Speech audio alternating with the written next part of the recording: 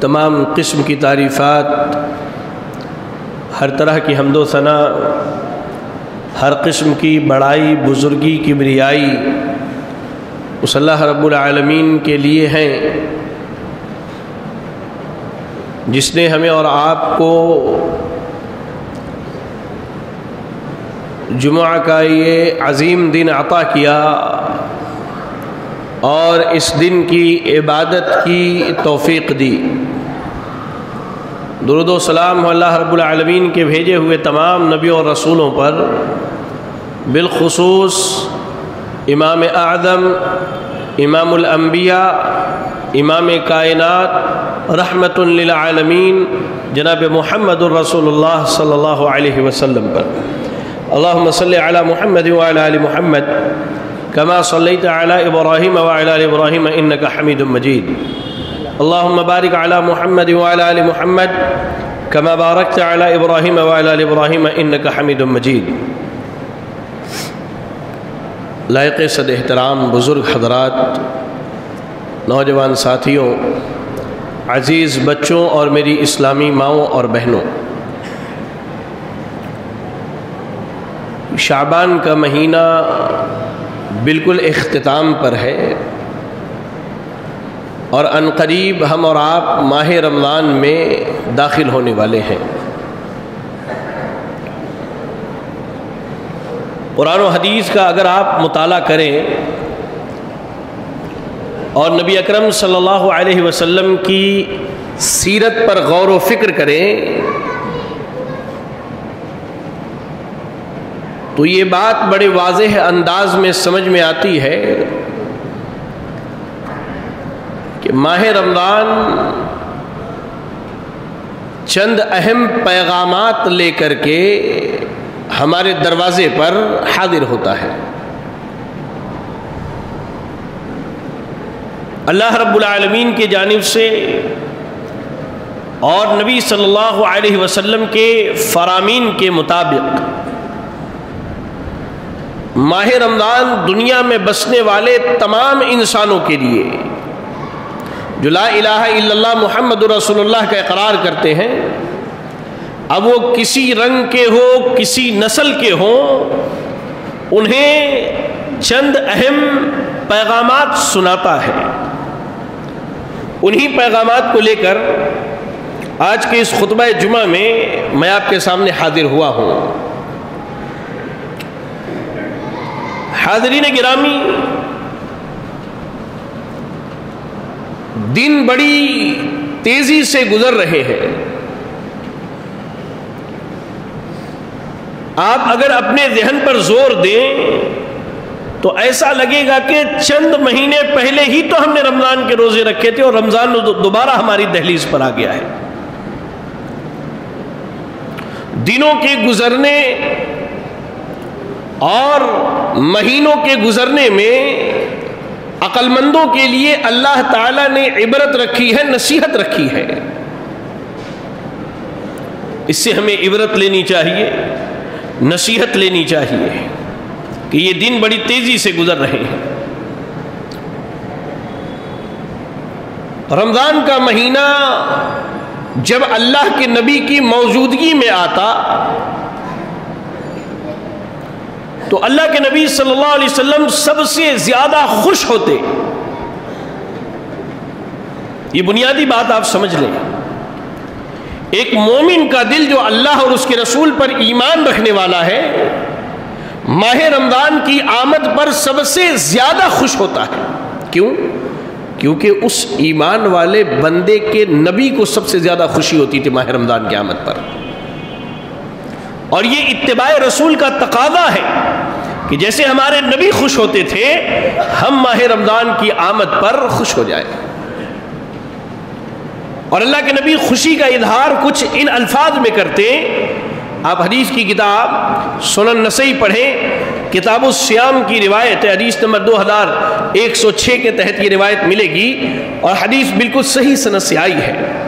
راوی حدیث ابو ہریرہ رضی اللہ تعالی عنہ ہے، کہتے ہیں جب رمضان کا مہینہ آتا تو اللہ کے نبی صلی اللہ علیہ وسلم صحابہ کو مخاطب کر کے کہتے، اکٹھا فرماتے اور آپ ان کو خوشخبری سناتے ہوئے کہتے آتاکم رمضان شہر مبارک، اے میرے ساتھیوں، اے میرے صحابیوں، رمضان کا مہینہ تمہارے دروازے پر چلا آیا ہے۔ شہر مبارک، اللہ نے اس کے دن اور اس کی راتوں کو بڑی برکتوں والا بنایا ہے۔ اس کے بعد آپ کہا کرتے تھے فرض اللہ عز وجل علیکم صیامہ، اللہ تعالیٰ نے تمہارے اوپر اس مہینے کے روزوں کو فرض کیا ہے، اور اس مہینے کی عظمت کو بتانے کے لیے، اس کی عظمت کو پہچانوانے کے لیے اللہ تعالیٰ آسمان کے سارے دروازوں کو کھول دیتا ہے۔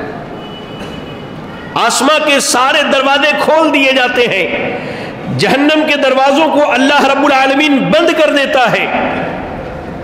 اور بعض روایات کے الفاظ میں یہ ہے کہ اللہ تعالیٰ جنت کے 8 دروازوں کو کھول دیتا ہے، اور کہا مزید اس میں وَتُغَلُّ فِيهِ مَرَدَّةَ الشَّيَاطِينِ، اور وہ سخت قسم کے شیطان جو انسانوں کو اللہ کی راہ سے بھٹکانے والے ہیں، ان شیطانوں کو اللہ کے حکم سے قید کر دیا جاتا ہے، انسانوں پر ان کا بس نہیں چلتا۔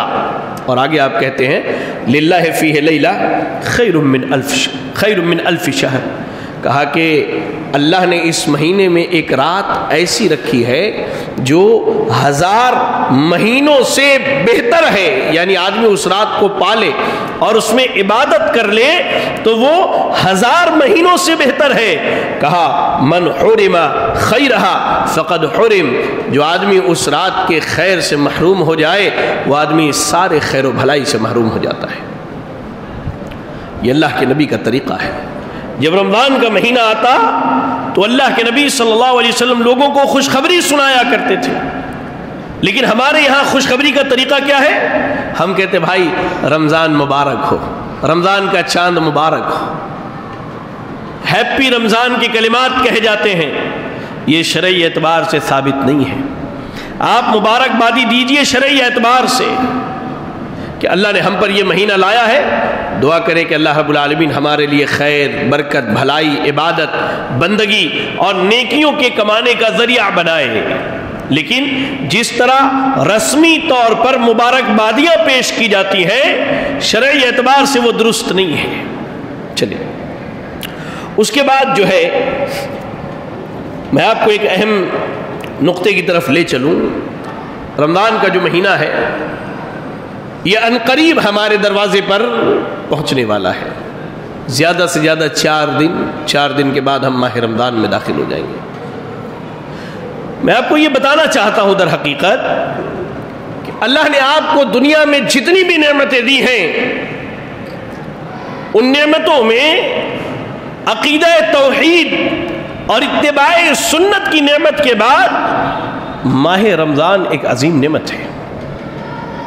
قرآن مجید پڑھیے آپ، سورۃ النحل میں اللہ نے کیا کہا وَمَا بِكُم مِّن نِعْمَةٍ فَمِنَ اللَّهِ، یہ جتنی نعمتیں تمہیں ملی ہیں، چاہے یہ ایمان کی نعمت ہو، اسلام کی نعمت ہو، صحت کی نعمت ہو، درازی عمر کی نعمت ہو، تندرستی کی نعمت ہو، عبادت کی توفیق ہو، بندگی کا شوق ہو، راتوں کو جاگنے کا جذبہ ہو، یہ ساری نعمتیں اللہ رب العالمین نے دی ہیں۔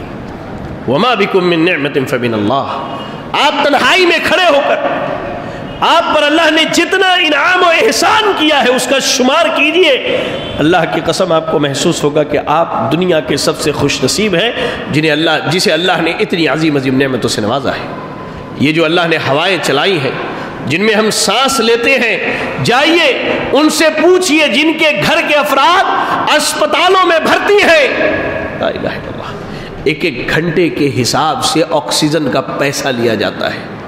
رب العالمین نے تو بغیر کسی پیسے، بغیر کسی مال اور بغیر کسی معاوضے کے ہمارے لیے ہوائیں چلائی ہیں۔ اللہ اکبر، کتنی نعمتیں میں گناؤں اللہ کی۔ اسی لیے اللہ نے کہا فَبِأَيِّ آلَاءِ رَبِّكُمَا تُكَذِّبَانِ، انسان اللہ کی کن کن نعمتوں کو جھٹلائے گا۔ انسان کا وجود، اس کی تخلیق، اس کی پیدائش، آپ دیکھیے نا، ماں کے پیٹ میں پانی کے قطرے کی صورت میں اللہ پہنچاتا ہے، وہاں اللہ رب العالمین اس کی پرورش کرتا ہے، اسے خون سے گوشت، گوشت سے ہڈی، ہڈی کے اوپر گوشت چڑھانا، پھر اس میں جان پھونکنا، 9 مہینے اس کی حفاظت کرنا اور سلامتی سے دنیا میں لے کر کے آنا۔ فَبِأَيِّ آلَاءِ رَبِّكُمَا تُكَذِّبَانِ، انسان اللہ کی کن کن نعمتوں کو جھٹلائے گا، اور کہا وَمَا بِكُم مِّن نِّعْمَةٍ فَمِنَ اللَّهِ، جتنی نعمتیں ملی ہیں یہ ساری نعمتیں اللہ کی طرف سے ہے، لیکن ان نعمتوں میں اللہ کی ایک عظیم نعمت کیا ہے؟ ماہ رمضان کا ہماری زندگی میں آنا اور ہمیں عبادت کی توفیق مل جانا۔ میں آپ کو ایک واقعہ سناتا ہوں، ذرا نوجوان میرے دھیان سے اس واقعے کو سنیں۔ سنن ابن ماجہ کی حدیث ہے، کتاب تعبیر الرؤیا کی روایت ہے، اور حدیث بالکل صحیح سند سے آئی ہے، 3925 نمبر کی حدیث ہے سنن ابن ماجہ میں، 3925 نمبر کی۔ طلحہ ابن عبید اللہ رضی اللہ تعالیٰ عنہ ایک جلیل القدر صحابی ہیں، بڑے عظیم المرتبت اعلیٰ مقام رکھتے ہیں صحابہ میں۔ ایک واقعہ بیان کرتے ہیں کہ 2 آدمی ایک ساتھ ایمان لائے، ذرا غور سے سنیے اس چیز کو، 2 آدمی ایک ساتھ ایمان لائے۔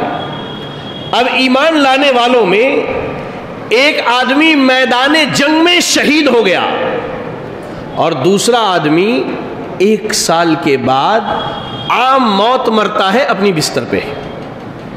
ایک شہید اور دوسرا عام موت مرتا ہے 1 سال کے بعد اپنے بستر پر۔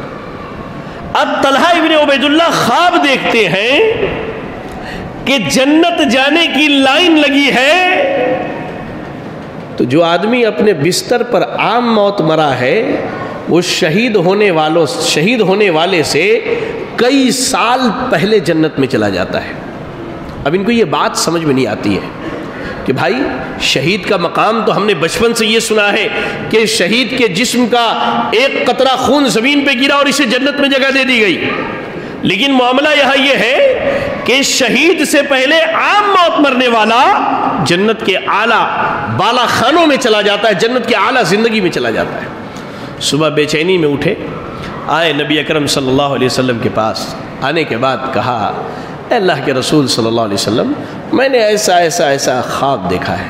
تو اللہ کے نبی نے کہا کہ تم نے سچ دیکھا ہے۔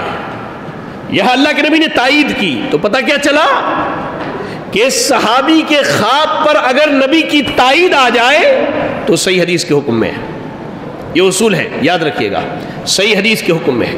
بات سمجھ میں آئی؟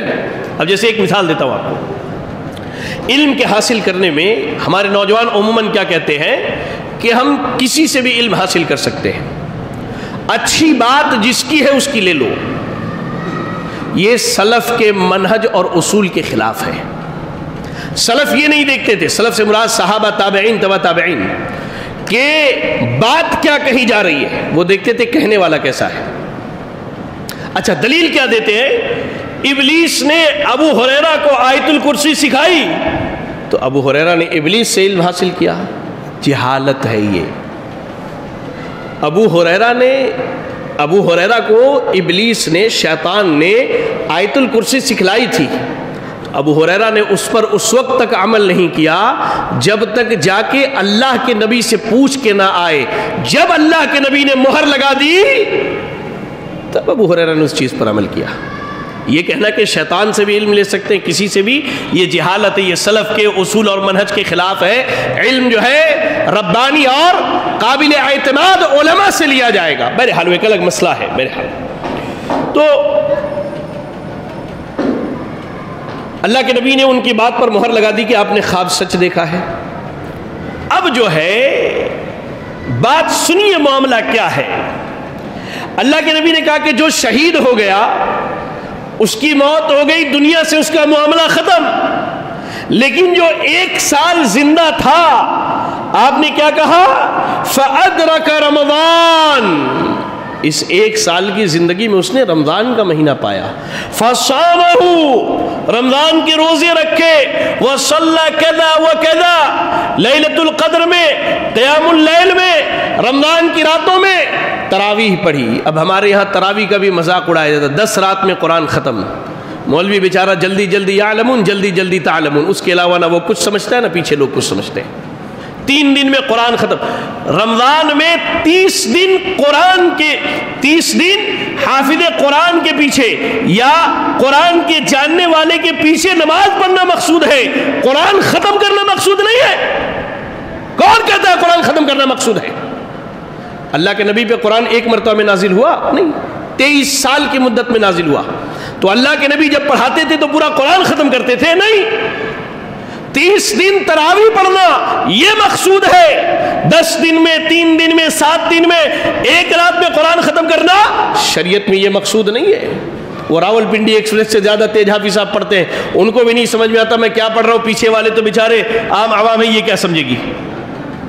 تو کہا وصلی کذا و کذا, اور یہ بتاؤ اس بندے نے کیا کیا, فلا فلا نمازیں پڑھی, اور کہا اس کے بعد اس نے لیلۃ القدر کو پایا. لیلۃ القدر کو پایا جس کے بارے میں اللہ کے نبی نے کہا 1000 مہینوں کی عبادت سے بہتر ہے. وسجد فی السنۃ, کہا کہ پورے سال اس نے اللہ کے لیے سجدے کیے ہیں, پورے سال سجدے کیے. دیکھیے تو اللہ کے نبی نے کہا کہ رمضان پانے اور ماہ رمضان میں عبادت کرنے کی وجہ سے اللہ نے اسے شہید سے پہلے جنت میں جگہ دی. اور کیسی جگہ دی, کیسی جگہ دی؟ کہا فلما بینہما ابعد مما بین السماء والارض, کہا خالی جنت میں وہ گیا نہیں بلکہ شہید کے اور اس کے جنت کے مقام میں زمین اور آسمان کا جتنا فاصلہ ہے اتنا ہی ان کے مقام کے مابین فاصلہ ہے. یعنی آسمان پہ اگر وہ آدمی جو عام موت مرا ہے جس نے رمضان پر اس کو وہاں جگہ ملی, تو شہید کو زمین پر جگہ ملی ہے.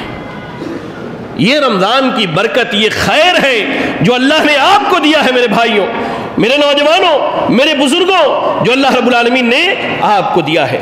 ماہ رمضان ہمیں اور آپ کو چند ایک پیغامات دیتا ہے, پیغامات دیتا ہے. آپ اس کی قدر سمجھیے کہ اللہ آپ کی زندگی میں رمضان لے کر کے کیوں لایا اللہ نے. آپ دیکھیں نا کتنے ایسے بھائی تھے, اللہ اکبر, جو پچھلے سال ہمارے درمیان رمضان میں تھے, وہ آج نہیں ہیں. ہم نے اپنے ہی کاندھوں پر لے جا کر کے انہیں قبروں میں منومن مٹی میں دفن کیا ہے. اللہ اکبر.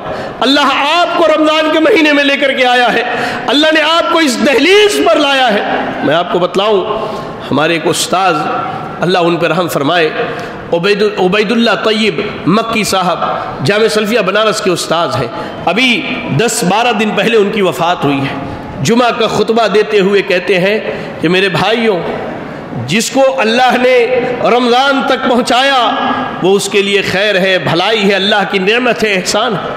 لیکن جو رمضان سے پہلے فوت ہو جائے وہ رمضان کی خیر و برکت سے فائدہ نہیں اٹھا سکتا. اور ٹھیک خطبہ دینے کے اور دعا کرتے اللہ ہمیں رمضان تک پہنچا دے, خطبہ دینے کے 2 دن کے بعد ان کی وفات ہو گئی. آپ دیکھیے یہ مثال ہے, یہ نمونے, اس لیے کہ اللہ کا احسان ہے کہ اللہ نے ہمیں رمضان تک پہنچایا ہے, اللہ نے موقع دیا ہے, اللہ نے ہمیں موقع دیا ہے. ورنہ کتنے ایسے لوگ جو پچھلے سال ہمارے ہاتھوں میں ہاتھ ڈال کر اسی سماج میں زندگی گزارتے تھے, آج وہ ہمارے درمیان نہیں ہے. یہ بھی تو ہو سکتا تھا کہ ہم بھی نہ ہوتے, لیکن اللہ نے ہمیں موقع دیا. 1 مہینے کی عبادت کی اللہ نے جو توفیق فراہم کی ہے, سمجھیے آپ سمجھیے اللہ کی اس نعمت کی قدر کیجیے, اس کی اہمیت کو جانیے اپنے تعلق سے. آپ دیکھیں رمضان جو پیغام دیتا ہے, سب سے پہلا پیغام ہے کہ عمل میں اخلاص پیدا کیجیے. اخلاص کیا ہوتا ہے بھائی؟ حدیث سنیے آپ, صحیح بخاری صحیح مسلم کی روایت ہے. صحیح بخاری میں حدیث نمبر 1761, راوی حدیث ابو ہریرہ رضی اللہ تعالی عنہ, کہا اللہ کے نبی نے فرمایا کل عمل ابن آدم له الا الصيام فانه لي وانا اجزي به. کہا کہ بنی آدم جو بھی عمل کرے اس کی جزا اور اس کا بدلہ اللہ نے مقرر کیا ہے سوائے روزے کے. بندہ روزہ اللہ کے لیے رکھتا ہے اور اللہ ہی کو معلوم ہے اللہ کتنا بدلہ دے گا. روزہ ایک ایسی عبادت ہے جس میں اخلاص کا اظہار ہوتا ہے کہ میرا یہ عمل صرف اللہ کے لیے ہے. آپ مثال کے طور پہ عربی زبان میں ایک مرتبہ تقریباً رمضان کے تعلق سے کچھ ویڈیوز میرے ریکارڈ ہوئے تھے, تو جس نے وہ تحریر لکھی تھی اس نے ایک بڑی بہترین بات لکھی تھی, واللہ بڑی بہترین بات. مجھے وہ ریکارڈ کروانا تھا. وہ عبارت کا میں مفہوم بتا دوں. کہتا ہے کہ پوری دنیا میں لوگ دسترخوان پر بیٹھے ہیں, کوئی اذان کی آواز سے پہلے اپنے ہاتھ کو کھانے کے پلیٹ میں نہیں بڑھاتا ہے. پوری دنیا منتظر ہوتی ہے کب سورج غروب ہو جائے اور مؤذن کے کلمات میری کانوں میں آئے اور میں وہ کھانا اٹھا کر کے کھا لوں. تنہائی میں ہوتا ہے بندہ, بالکل اکیلا, کوئی نہیں دیکھنے والا. غضب کی پیاس لگی ہے, پیاس کی شدت ہے. فریج کے اندر ٹھنڈا پانی ہے, جوس ہے, کھانے پینے کی چیزیں ہیں. وہ چاہے تو جائے نکال کے کھا لے, اسے کوئی دیکھنے والا نہیں. لیکن وہ یہ سمجھتا ہے کہ میرے اس حالت میں, روزے کے اس ماحول میں, میں رب العالمین کی نگاہ میں ہوں. یہ اخلاص ہے.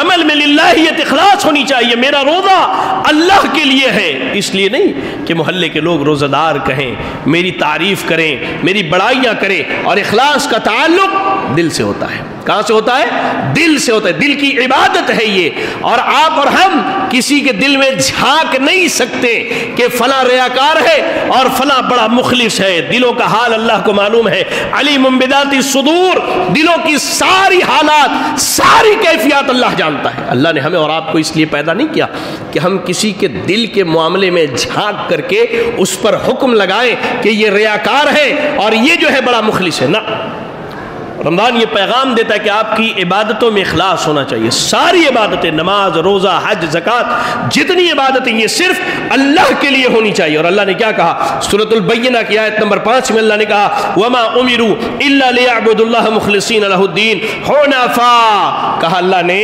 کہ لوگوں کو تو اسی بات کا حکم دیا گیا ہے کہ وہ خالص اللہ کی عبادت کرے, ایک سو ہوتے ہوئے. عبادت کا مقصد یہ نہ ہو کہ محلے والے حاجی صاحب کہیں گے, نمازی صاحب کہیں گے, صدقاتی کہیں گے, زکاتی کہیں گے, فلاں کہیں گے. نہ, مقصد یہی ہونی چاہیے یہ عبادت میرے رب کے لیے ہے, میرے رب کے لیے. اس میں کسی کو شریک نہیں کر سکتا. اس لیے آپ نے اگر ذرہ بھی خیال لایا کہ لوگ مجھے حافظ قرآن کہیں, لوگ مجھے عالم دین کہیں, لوگ مجھے بہت بڑا جو ہے مبلغ کہیں, اور لوگ جو ہے روزے دار کہیں, نمازی کہیں, حاجی کہیں, اللہ تعالیٰ اسی وقت آپ کے اعمال کو آپ کے منہ پر دے مارے گا. اور کیا کہا؟ اخلاص سب سے اہم چیز. اخلاص میں عقیدہ توحید کا دخل ہے, یاد رکھے گا. آپ شرک پر شرک کرتے جائیں, قبروں کو سجدے, قبر والوں سے مرادے, قبروں پر چادریں چڑھاتے جائیں, اور رمضان کے روزے بھی رکھے. اللہ کی قسم, کتاب اللہ کہتا ہے, اللہ کا کلام کہتا ہے کہ آپ کی عبادت اللہ قبول کرنے والا نہیں ہے.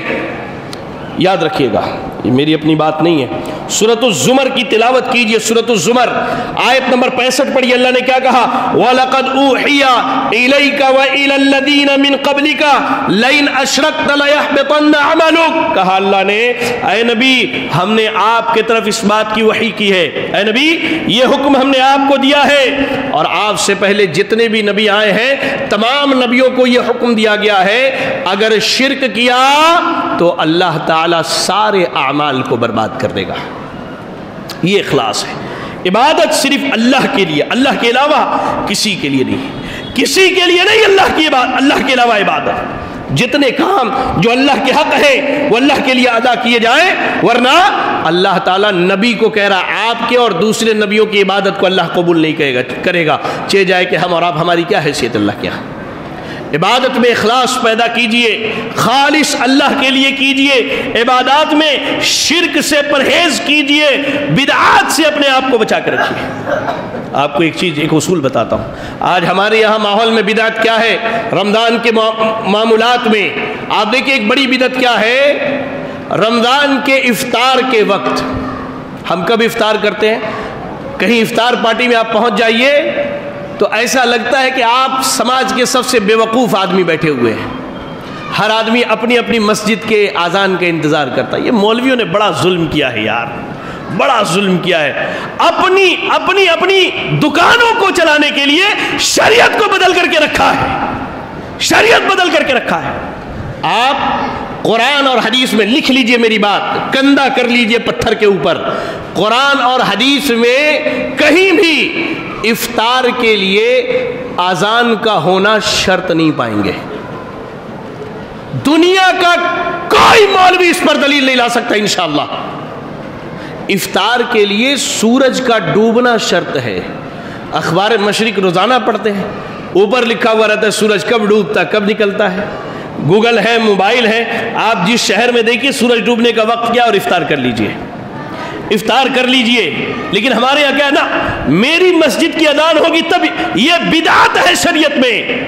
آپ اللہ کے نبی کے طریقے کے خلاف ہیں, آپ اللہ کے نبی کے اسوے کے خلاف ہیں. اچھا, بعض بھائی کیا کرتے ہیں, انتظار کرتے ہیں کہ پہلے وہابیوں کا اذان ہو جائے, اس کے بعد جو ہے 5-7 منٹ انتظار کریں گے, اس کے بعد افطار. آپ کا روزہ خراب ہو جاتا ہے. صحیح مسلم حدیث کی کتاب پڑھیے, امام نووی اس میں لکھتے ہیں کہ سورج ڈوب جانے کے بعد رات ہو جاتی ہے, اور اللہ نے روزے کے لیے رات نہیں دن بنایا ہے. سورج ڈوبنے کے بعد آپ 7 منٹ انتظار کرتے, آپ اپنا روزہ خراب کرتے ہیں. یہ دین میں کیا ہے, بدعت ہے. بہرحال تو یاد رکھیں, رمضان یہ پیغام دیتا ہے کہ عبادات میں اخلاص پیدا کیجئے, خالص اللہ کی عبادت کیجئے, اس کی عبادت میں کسی کو شریک نہ کیجئے. چلیے, رمضان جو پیغام دیتا ہے اس میں اہم چیز یہ ہے کہ رمضان کے آنے سے پہلے ہم اور آپ, خصوصی طور پر جو ہمارے نوجوان ہیں, یہ چھوٹی بڑی گناہوں سے توبہ کر لیں, توبہ کر لیں اللہ کے لیے. یاد رکھیں, اللہ رب العالمین فاسقوں کی, فاجروں کی عبادت کو قبول نہیں کرتا ہے. فاسق اور فاجر کون ہے؟ گنہگار لوگ جو رات و دن اللہ تعالیٰ کی نافرمانیوں میں لگے ہوئے ہیں, رات و دن اللہ کی نافرمانی میں لگے. یہ فاسق و فاجر ہیں, اللہ ان کی عبادت قبول نہیں کرتا, اور نہ ہی اللہ انہیں عبادت کی توفیق دیتا ہے. میری اپنی بات نہیں, قرآن کھولیے گا, 10واں پارہ غالباً سورۃ التوبہ کی آیت نمبر 53 پڑھی. اللہ نے کیا کہا, قل انفقوا طوعا او کرہا لن يتقبل منکم انکم قوما فاسقین. اللہ نے کہا کہ تم خوش دلی سے یا ناپسندیدگی سے اللہ کے راہ میں خرچ کرو, اللہ تمہارے اس خرچ کرنے کو قبول نہیں کرے گا, اس لیے کہ اس سے پہلے تم لوگ فاسق و فاجر تھے, گناہ تھے, گنہگار تھے. تو اللہ یہ بتا رہا ہے کہ اللہ گنہگاروں کی عبادت قبول نہیں کرتا ہے. لا الہ الا اللہ, لا الہ الا اللہ. مزید اللہ رب العالمین نے کیا کہا, سورۃ الفرقان آیت نمبر 70 پڑھی. اللہ نے کہا الا من تاب وآمن وعمل عملا صالحا اولئک یبدل اللہ سیئاتہم حسنات وکان اللہ غفور الرحیم. غفور الرحیم. اللہ نے کہا کہ جو آدمی توبہ کر لے, جو آدمی توبہ کر لے, دیکھیے توبہ کی کتنی بڑی فضیلت اس آیت میں بیان کی. جو آدمی توبہ کر لے, ایمان لائے اور نیک عمل کرے, یہ وہ لوگ ہیں جن کی گناہوں کو اللہ تعالیٰ نیکیوں میں بدل دے گا. نوجوانوں کے لیے بڑا سنہری موقع ہے, جو اللہ کی نافرمانیاں کی ہے, آؤ اللہ کے در پر آؤ, اللہ کی عبادت کے جگہوں پر, اللہ کی مساجد میں آؤ, آ کر کے اپنی پیشانیوں کو اللہ کے حضور جھکا دو, رو اللہ کے سامنے, گڑ گڑاؤ اللہ کے سامنے, مانگ لو اپنے گناہوں کی معافی کو. اور یاد رکھو اللہ قرآن میں اعلان کرتا ہے, اللہ نے کہا قرآن مجید کے اندر, قل یا عبادی الذین اسرفوا علی انفسہم لا تقنطوا من رحمت اللہ. اللہ نے کہا اے نبی میرے بندوں کو بتلا دیجئے, اللہ ہم سے اور آپ سے کیا, اللہ کی رحمت سے نا امید نہ ہو. اپنے اوپر ظلم کیا مثالیں دیتا ہوں, سنیے ظلم کی مثالیں دیتا ہوں. اللہ اکبر.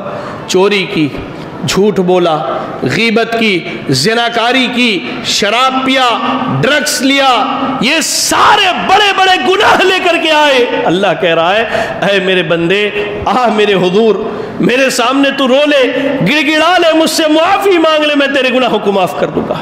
نوجوانوں سے گزارش ہے, رمضان کے آنے سے پہلے آؤ اللہ کے گھروں کو آباد کرو, اپنے گناہوں کی اللہ سے معافی مانگو, رو اللہ سے, گڑ گڑاؤ اللہ سے. کیا پتا یہ رمضان ہے, آئندہ رمضان ملے نہ ملے, کم سے کم جب اللہ کے سامنے جاؤ تو ایسا لگے کہ تم نے واقعی ماہ رمضان میں اللہ رب العالمین کی عبادت کی ہے. اور یاد رکھیں ماہ رمضان ہمیں اور آپ کو یہ پیغام دیتا ہے کہ ہم اور آپ اللہ کا تقوی اختیار کریں, آپ پڑھیں قرآن مجید سورۃ البقرہ کی آیت نمبر 183 پڑھیے. اللہ کیا کہتا ہے؟ اللہ کہہ رہا ہے یا ایھا الذین آمنوا کتب علیکم الصیام کما کتب علی الذین من قبلکم لعلکم تتقون. اللہ نے کہا اے ایمان والو، رمضان کے روزے اللہ نے تم پر فرض کیے ہیں جیسے تم سے پہلے لوگوں پر فرض کیا گیا تھا. مقصد کیا ہے؟ اللہ کا تقوی اختیار کرو، متقی اور پرہیزگار بن جاؤ.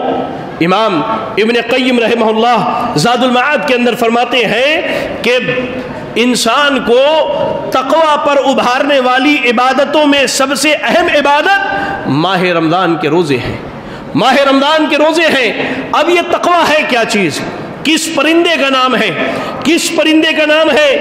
عمر ابن عبدالعزیز رحمہ اللہ فرماتے ہیں، عمر ابن عبدالعزیز رحمہ اللہ فرماتے ہیں تقوی یہ ہے کہ التقوی ترک ما حرم اللہ. تقوی یہ ہے کہ اللہ کے حرام کردہ چیزوں کو چھوڑ دیا جائے. وَآدَاءُ مَا افْتَرَضَ اللَّهُ، اور اللہ نے جو فرض کیا ہے اس کو ادا کیا جائے. اگر میں کھلے لفظوں میں کہوں تو تقوی یہ ہے کہ سب سے پہلے شرک چھوڑا جائے. تقوی یہ ہے کہ بدعات چھوڑی جائے، دین کے نام پر نئی نئی چیزوں کو ایجاد کرنے سے چھوڑا جائے. تقوی یہ ہے کہ اللہ کے لیے اپنے چہروں پر داڑھیاں سجا لی جائے، داڑھیاں سجا لی جائے، چہروں پر نبی کی سنت سجا لی جائے. تقوی یہ ہے کہ آپ کا کپڑا آپ کے ٹخنے کے اوپر ہو، ٹخنے کے نیچے لٹکنے والا نہ ہو. تقوی یہ ہے کہ آپ کا لباس نبی کے سنت کے مطابق ہونا چاہیے. تقوی یہ ہے کہ آپ اپنے آپ کو ریاکاری اور دکھاوے سے بچا کر کے رکھے. تقوی یہ ہے کہ حرام کا مال کھانے سے بچیے. اب وہ حرام کا مال چوری کا لائن چلا کر کے لائیے، وہ حرام کا مال نشہ آور چیزیں بیچ کر کے لائیے، وہ حرام کا مال سود کے ذریعہ لائیے، وہ حرام کا مال بینک میں پیسہ جمع کے انٹرسٹ کے نام پر کھائیے، وہ حرام کا مال کسی کا حق مار کر کے لائیے، وہ حرام کا مال کسی کو دھوکہ دے کر کے کمائیے، وہ حرام کا مال اللہ کو ناراض کر کے کمائیے. یہ چیز چھوڑنی ہوگی ورنہ رمضان کے روزوں کا کوئی فائدہ نہیں. نہ تقوی حاصل ہوگا، نہ آپ متقی بنیے گا، نہ اللہ آپ کی عبادتوں کو قبول کرے گا.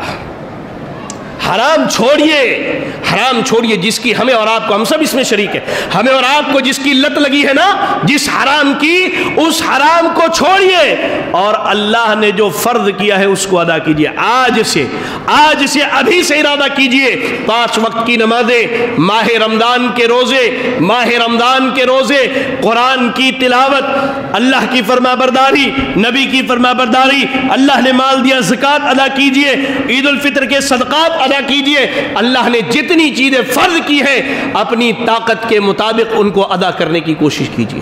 یہ ماہ رمضان کا پیغام ہے کہ ہم اور آپ متقی بن جائے. کیا کہا سیدنا ابو ہریرہ رضی اللہ تعالیٰ عنہ نے؟ کہا اللہ کے نبی نے فرمایا من لم يدع قول الزور والعمل به فليس لله حاجة على ان يدع طعامه وشرابه. جو آدمی جھوٹ بولنا، غیبت کرنا، پیٹھ پیچھے بات کرنا نہ چھوڑے. ایک گناہ کی مثال دی گئی ہے. اصل میں اس حدیث کو بنیاد مت بنائیے، اس حدیث میں ایک گناہ کی مثال دی گئی ہے کہ آدمی روزے کی حالت میں گناہ کرنا نہ چھوڑے، اللہ رب العالمین اس کی عبادت کو قبول نہیں کرتا ہے. اللہ اس کی عبادت قبول نہیں کرتا ہے. اب روزے کی حالت میں موبائلز پر بیٹھ کر کے ریلز دیکھ رہے ہیں، وہاں ادھننگی عورتیں بھی ہمارے سامنے آتی ہیں، بے حیائی کے مناظر بھی آتے ہیں، برائی بھی ہوتی ہے، تنہائی میں بیٹھے تو نفس کے اندر ہیجان بھی پیدا ہوتا ہے. یہ بتائیے اللہ عبادت قبول کرے گا؟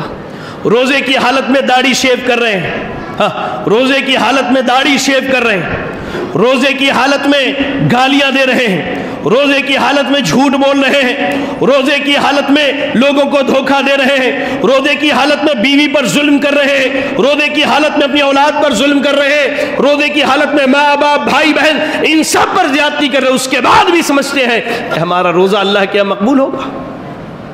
اللہ کے واسطے اس سے پرہیز کیجیے، اس سے پرہیز کیجیے. روزہ رہ کر کے کوشش کیجیے اور روزے کے بعد بھی کہ آپ حتی الامکان اللہ رب العالمین کی نافرمانی سے بچیے. اور میں خصوصی طور پہ نوجوانوں کو کہتا ہوں، اللہ کے واسطے یہ جو موبائل کا فتنہ تم نے ہاتھوں میں لیا ہے کہ روزے کی حالت میں بیٹھ گئے، کوئی بیٹھ کر کے لوڈو کھیل رہا ہے، کوئی پب جی میں مصروف ہے، کوئی فری فائر میں لگا ہے، اور اگر آئی پی ایل کے میچز ہو جائیں تو روزے کی حالت میں یہی نوجوان جا کر کے آئی پی ایل میں حرام کا پیسہ لگا کر کے بیٹنگ کرتے ہیں۔ معذرت کے ساتھ ایسے لوگوں کے عبادتوں کو اللہ قبول نہیں کرتا ہے میرے بھائی، قبول نہیں کرتا ہے۔ آپ ایسی چیز کے پیچھے بھاگ رہے ہیں جو آپ کی دنیا اور آخرت دونوں کو برباد کر دینے والی ہے۔ آپ پڑھیں نا، آپ پڑھیں، ابو ہریرہ رضی اللہ تعالیٰ عنہ فرماتے ہیں، جامع ترمذی کی روایت ہے، صحیح حدیث ہے، جب رمضان کی رات آتی، چاند نظر آ جاتا تو اللہ کی جانب سے ایک فرشتہ اعلان کرتا ہے، یا باغی الخیر اقبل و یا باغی الشر اقصر۔ اے بھلائی کے چاہنے والوں، اے وہ لوگوں جو رمضان کے روزے رکھ کے اللہ کو راضی کرنا چاہتے ہو، اے وہ لوگوں جو اپنی آخرت سنوارنا چاہتے ہو، اے وہ لوگوں جو اللہ سے ملاقات کی امید رکھتے ہو، آؤ رب کی طرف دوڑو، رب کی طرف دوڑو، مساجد کو آباد کرو، قرآن کی تلاوت کرو، رمضان کے روزے رکھو، خیر میں آگے بڑھ جاؤ۔ اور وہ آدمی جو رمضان کے روزے نہیں رکھتا، ہم نے تو سماج میں معذرت، ٹھیک ہے بھائی آپ روزے سے نہیں ہیں، آپ کی غیرت بھی مر گئی ہے، روزے داروں کی مجلس میں آ کر کے گھٹا گھٹ کھڑے ہو کر کے پانی پی رہے ہیں، اور پوچھو تو شان سے کہتے ہیں روزہ نہیں ہے، کیا کریں، بچپن سے نہیں رکھا ہے، طاقت نہیں ہے۔ اللہ کے بندے، فرشتے دماغ ٹھیک کر دیں گے قبر میں جانے کے بعد، فرشتے دماغ ٹھیک کر دیں گے قبر میں جانے کے بعد۔ اسی لیے کہا اللہ کے نبی نے، اللہ کہتا ہے یا، اور اعلان کرنے والا کہتا ہے وہ یا باغی الشر اقصر، اے برائی کے چاہنے والوں، اے برائی کے چاہنے والے پیچھے ہٹ جا، خیر چاہتے ہیں اللہ آپ کو آگے بلا رہا ہے، اور یہ آگے بڑھنا در حقیقت جنت کی وادیوں میں جانے کا راستہ ہے۔ آپ آگے بڑھیے قرآن کی تلاوت کے ذریعہ، آگے بڑھیے نمازوں کی پابندی کے ذریعہ، آگے بڑھیے رمضان کے روزوں کے ذریعہ، آگے بڑھیے ذکر و اذکار کے ذریعہ، آگے بڑھیے فجر کی نماز کی پابندی کے ذریعہ، آگے بڑھیے فجر کی نماز پڑھ کے مسجد میں بیٹھے رہیے۔ آپ کیا کریں گے؟ گھر جا کر سوئیں گے، لیٹ سے بھی سوئیں گے تو بھی وہی 10-12 بجے اٹھیں گے۔ آپ مسجد میں بیٹھے رہیے یہاں تک کہ سورج طلوع ہو جائے۔ جب سورج طلوع ہو جائے کم از کم 2 رکعت نماز پڑھ کر کے جائیے۔ جتنی دیر بیٹھیے مجالس نہ لگائیے، یا تو قرآن کی تلاوت کیجئے یا اللہ رب العالمین کا ذکر کیجئے۔ جب جائیں گے مکمل ایک حج اور عمرے کا ثواب لے کر کے جائیں گے۔ آگے بڑھیے، رمضان میں اگر آپ کی مسجد میں درس کا اہتمام ہے، علم سیکھیے، علم سیکھیے۔ آج جہالت علم کا لباس اوڑھ کر کے نوجوانوں کو گمراہ کرنے کے لیے ہر چورستے اور دروازے پر کھڑی ہے۔ نوجوانوں علم سیکھو، علم سیکھو، علم سیکھو۔ یہ علم دروس سے، محاضرات سے، علماء کی صحبت سے، علماء کے ساتھ رہ کر کے علم سیکھنے میں، علم سیکھنے میں ہے، علماء کے ساتھ رہ کر کے۔ اللہ کے واسطے علم سیکھنے کا ماحول بنائیے ماہ رمضان کے اندر۔